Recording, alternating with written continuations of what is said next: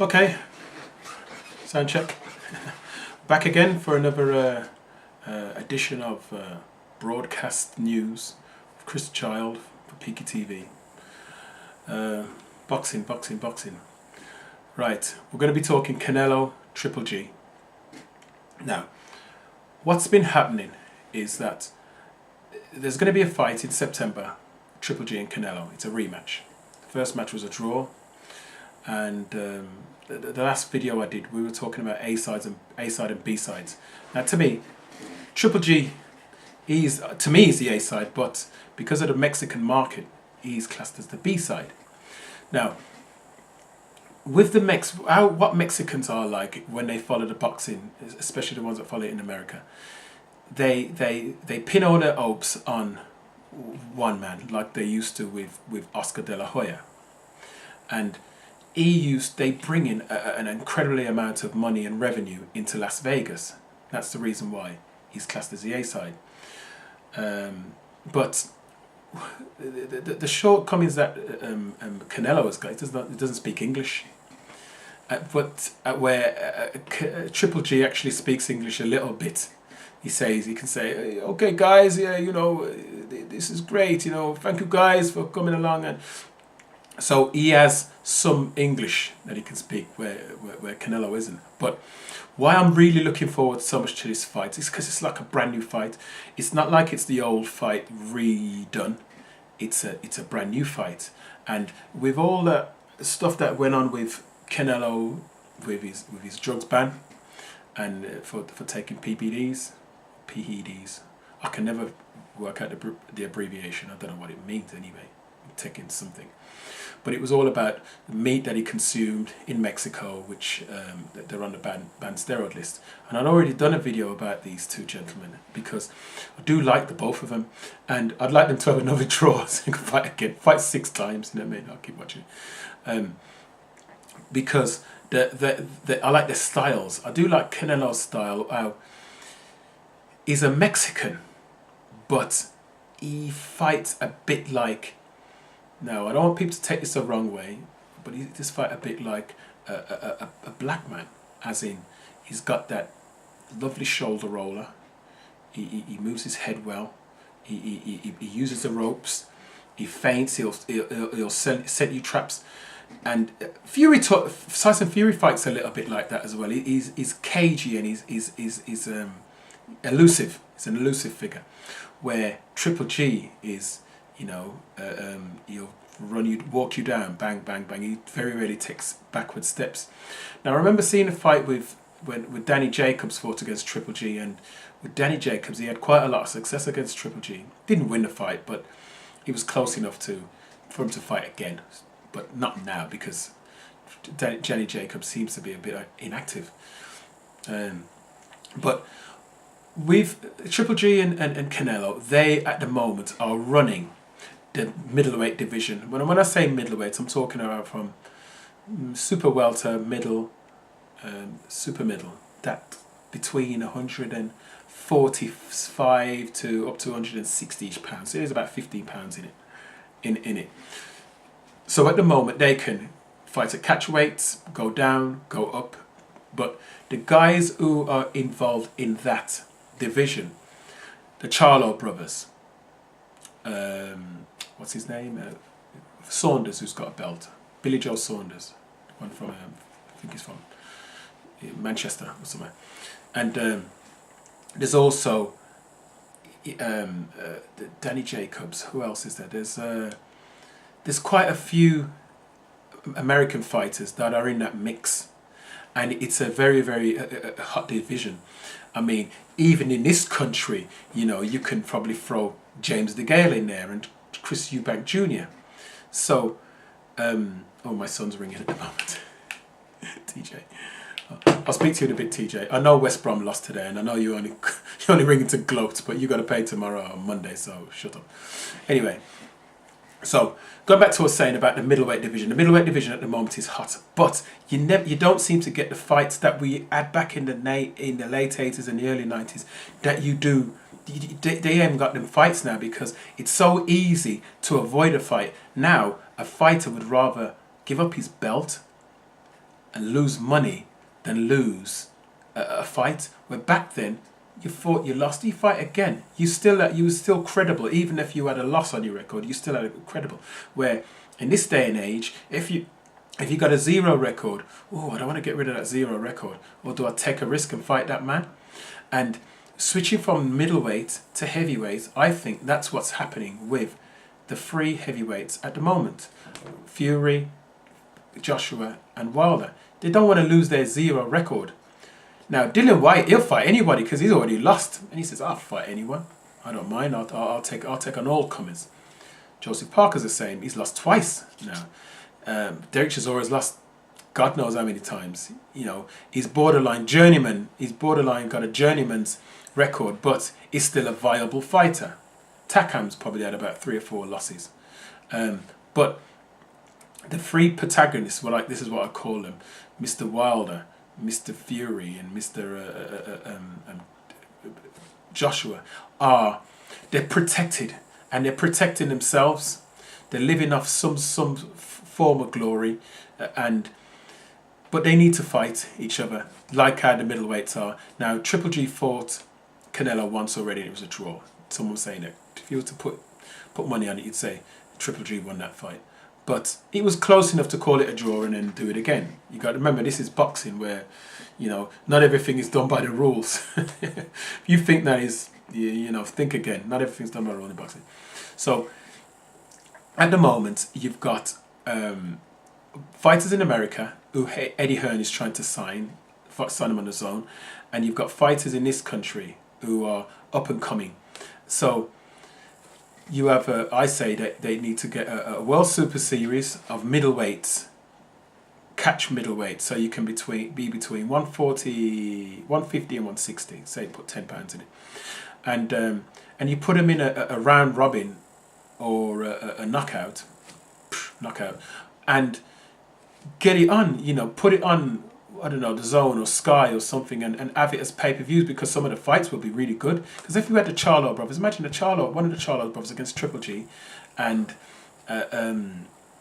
someone like, and then the other one against Errol Spence, and Keith Thurman against, I don't know who else is in the mix, Chris Eubank Jr. or James DeGale, James DeGale. So you throw them into the mix, and it would be exciting, really exciting. Saunders, put Saunders in there as well. So what I'm saying is that for the middleweights, I see the golden era of middleweights boxing with the Adler and the Hearns and the Sugar Rays, and even domestically we had Tony Simpson and Mark Kaler and was it Errol Christie? Someone called Christie, and it was fantastic because you look at the guys and you think, right, look at the guy in normal clothes or tracksuits, says, but he's a fighter, he'll murder you, he'll take your head off, but he just looks like a normal guy. He's just got he ain't like an heavyweight. You think, oh my god, look at these heavyweights, the big monsters, because heavyweights now are over 6'5". Back in the day, heavyweight, Tyson was 5'10 and a half. They used to say he was 5'11. He weren't. If he had stilts on, maybe. And back then, the tallest fighter was someone like Riddick Bowe, who was about 6'3", 4-ish. I mean, my height, So the size difference is a massive factor, but in middleweights it isn't, because you have to have a catch weight. You have to be within a certain weight. Where with heavyweights, you can be whatever you are. Now, I've always said this regarding the heavyweights, whether they should have a super heavyweight division, because if you think of it, if you're 6'1", 2'3", 6'1" or 6'2", and you think, right, I want to become a heavyweight boxer, you have to take on someone who's 6'9", and who's like 3 or 4 stones heavier. It's like, imagine Mayweather, who was incredibly good, fighting against Tyson, because that would be the difference of height and weight. Tyson was about 4 stone heavier than Mayweather. Imagine them in the ring. Nobody would sanction it. It would be like a murder. You know what I mean? I think they just wouldn't sanction it. So, tell me what you think about whether there should be a super heavyweight because they have super heavyweights in the amateurs, but super heavyweight is heavyweight in the amateurs. But they should have a super heavyweight division where it's more of a level playing field, I think, because to me, when I see Fury, I had a look back on a lot of Fury's fights, and he beat them through size alone. He was just so much bigger than all of them. And you don't get me wrong, he had good boxing skills, but I remember when he beat the guy that dropped him. Was it not? I can't remember his name. Sorry, someone will remind me. This guy dropped him, put him on his backside. He was, he was on the small of his back, and when he got up and he rallied a little bit on Tyson, sort of like he traded with him, and the final punch was that Tyson was standing to the side of him and just punched him in the head downwards, and that was it. And he punched down on him because he was so small compared to Fury. So to me, the size thing is a big, massive factor. Get it? Massive factor, size. Anyway, I've never been good at jokes. Quote of the day is this. I'll leave you with one of my quotes of the day, and it is this: the sweet ain't so sweet until you've had the sour. Okay?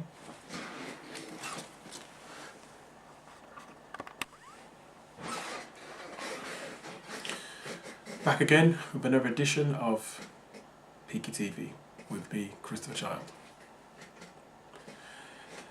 Right, what I'd like to speak about today, I think I've got 10 minutes.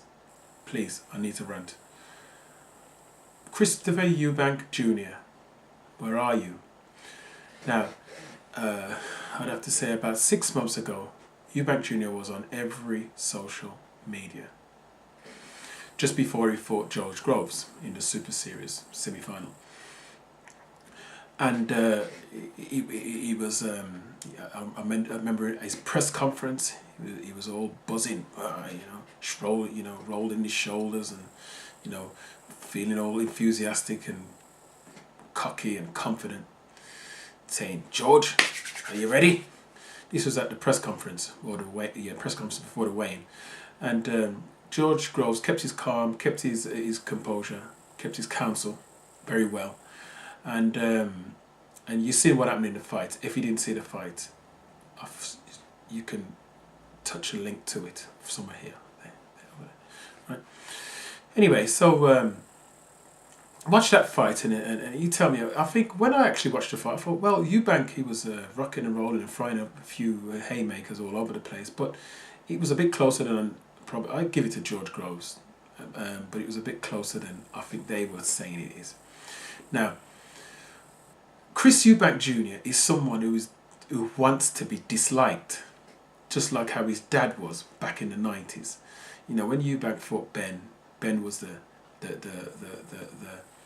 man everybody wanted to win.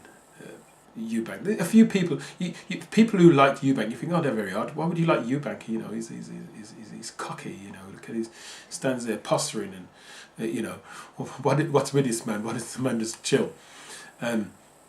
So Chris Eubank Jr. has actually taken on his mantle, but he's also taken on his lack of boxing ability. Now, Eubank Senior, which he's has to be known as Senior now because he's got a son who's Junior, his boxing ability was very, very good. It was very compact and very structured, where his son seems to be a good scrapper. He'll throw 1,000 combinations but he doesn't seem to have a good cultured. He's not cultured in what he does. Chris Eubank Jr. probably fights more like Nigel Benn did years ago, where he was a bit ragged, a bit wild, but but he always went forward. He very, very took up a backward step. Now, when Eubank Jr. fought against Groves, I had an idea that Groves would win that fight on points because I've seen Eubank Jr. When I seen Eubank Jr., I said, you're probably just a little bit too small. You probably you got a lot of you got a good engine, or you've got a very high incredibly high work rate. I think Groves seems to have that crouch style where he sort of like stalks, so that crouch stalking style, popping jabs out. Where Eubank was more, he gets up close and he'll want to hit you 30 times before you hit him twice. So when I seen the fact that Eubank Jr. couldn't administrate that, it's because he didn't have, he didn't have someone in his corner telling him, oh, Chris, you need to be more defensive. You've got to throw more, throw the jab out more. Try and win the rounds, because this doesn't look like it's going to go to a knockout. Someone's going to win on point. It ain't going to be you. So that would be another blemish on your record. The two losses you've had have been, you've lost to fighters who have outpointed you. Saunders outpointed you 3 or 4 years ago, and so did George Groves. But you think, even though Eubank Jr. lost, he's still, to me, more a relevant fighter than Groves is. Now, when he, at the end of the fight, he damaged his shoulder, and it was in doubt whether he was going to fight the final. And he says, oh, we're going to have someone stand in, have a step in. And he says, oh, the step in could be Chris Eubank. I says, well, I'd buy that. Not mean buy it on pay-per-view, but I'd watch it. Because he seems more exciting. He's more ragged and more and this is what they say when they say about styles making fights. When Eubank Senior fought against Ben, it was a style making fight, because them at middleweights, they couldn't rely on judges and they couldn't run because they both disliked each other. It was a nice tear up, even though Chris Eubank's Senior's style was slightly more polished than Ben's, but he beat Ben. Now, who we'd like to see fight, two fighters who are disliked are obviously Eubanks Jr. and James DeGale. Now, to me, James DeGale he's probably more disliked than Eubank Jr., which is saying something. He doesn't warm you. They call him Chunky DeGale. I don't know why they call him Chunky. Why is it called him Chunky? Maybe because he was a bit of a fat kid. I don't know. But he recently gave a belt up, super middleweight belt. Maybe it was to so he didn't have to fight a particular person. So at the moment he's beltless, along with Chris Eubank Jr. Now, how you can't throw those two on some undercard, even a Joshua undercard, or if Fury is really going to fight Wilder, throw it on their undercard. He probably couldn't top a bill as a main event, or if he did, you'd have to have another few really good fights in there as well, and you get them to fight each other, because they're two. You get a big audience, because you get the audience who wants them both to lose. When you see two people, you dislike both of them. I wouldn't mind them both losing. But I don't want one of them to win or anything. I want them both lose.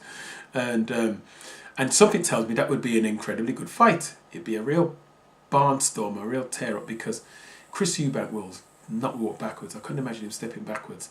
And I don't think James DeGale will, through his pride. Now, Eubank has been shouting at James DeGale for a couple of years now. He's even made reference to that he's a mummy's boy and he's stuck to his mama's aprons, and mum doesn't want him to fight him because he might get in a world of hurt fighting me. Now, to me, I think James DeGale is a more polished fighter and has had harder fights and more relevant fights, but I think Eubank Jr. could stop him. The only thing that would be against Eubank Jr. is that he is smaller, he's a little bit shorter, James DeGale, and the weight they fought at. Now, if they fought at super middle, James DeGale would have a better chance.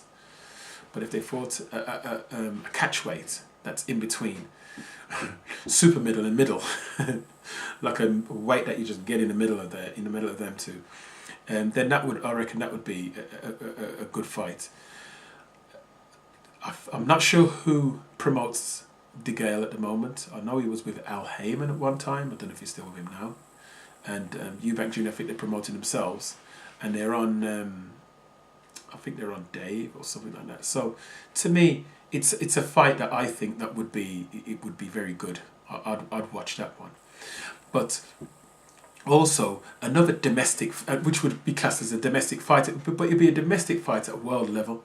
Now another domestic fight that I think would be at world level, well, sort of, would be if Anthony Yard fought against Akobe, I think his name is. Now, I quite rate Anthony Yard. Joshua Buatsi. Joshua Buatsi. I'm sorry about my pronunciation. Would fight Anthony Yard. Now, to me, Anthony Yard is a modern day Roy Jones Jr.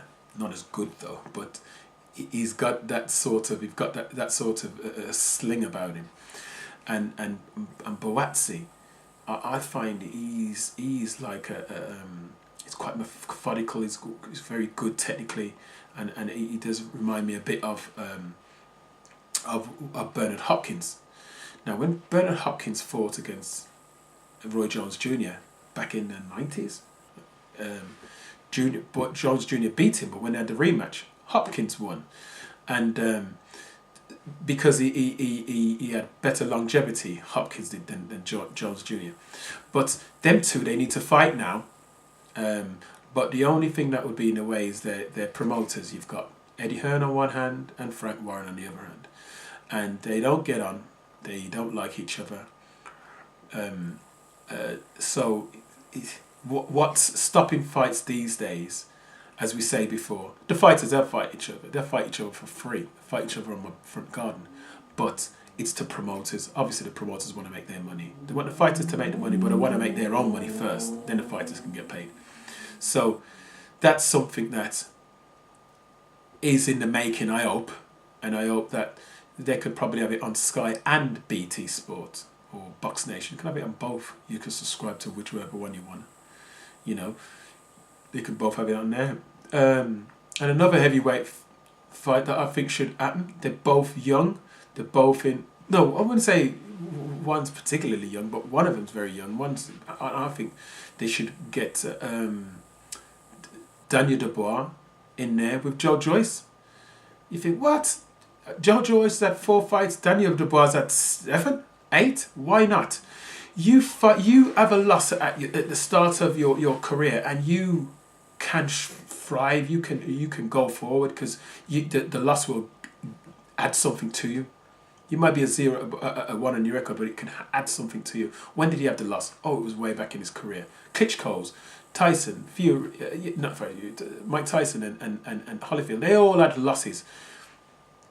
But they were still great men. So I think that, you know, Joe Joyce, Daniel Dubois, you two big lumps, get it on.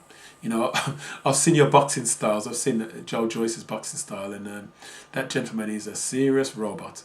And Daniel Dubois is a cultured robot.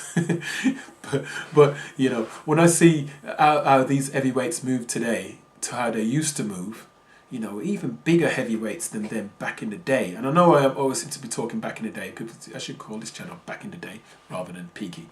Anyway, it's the heavyweights move now like they move like Trojan horses, going backwards. They're not.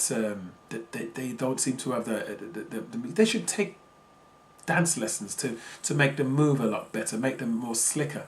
Now, the only person who has got that in their locker is Fury, and if you name all of the fighters that Fury would like to mimic himself on, one is Muhammad Ali, and that's a tall order, a very tall order. He's nothing like Muhammad Ali, but he's got good feet, and he's got good hands, and he's got good movement, and he's got a very, very good boxing brain, where the others seem to be quite sluggish, quite sluggers.